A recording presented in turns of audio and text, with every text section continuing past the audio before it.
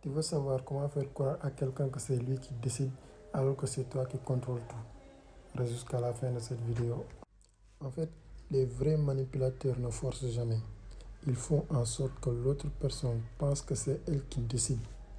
Tu vois, comme ça, elle défend l'idée comme si c'était sa propre vie. Maintenant, comment faire? Tu plantes la graine sans que ça se voie.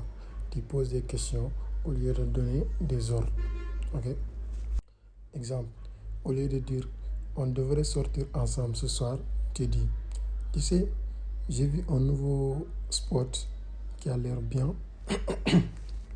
Toi, t'en penses quoi? T'aimerais pas qu'on teste ça? La personne commence à imaginer et à petit, elle se dit en fait, ouais, c'est une bonne idée, hein? C'est moi qui vais y aller. Maintenant, tu utilises la technique du mirage. Tu fais semblant d'être hésitant. Tu ajoutes je sais pas trop, peut-être que c'est pas une bonne idée. Là, l'ego de l'autre se réveille. Il va commencer à te convaincre que c'est une bonne idée. Et toi, tu fais juste semblant. Ah ouais, tu crois? Tout en souriant en l'intérieur. Exemple, tu veux que ton pote te prête sa voiture. Au lieu de demander directement, tu dis franchement, j'hésite à prendre un taxi, mais je ne veux pas te déranger avec ta voiture. Lui, il dit non, mais vas-y, prends-la. C'est mieux, non? Et voilà, il pense que c'était son idée de te prêter sa voiture. Et toi, tu contrôles tout sans rien supplier. C'est la même chose aussi en business.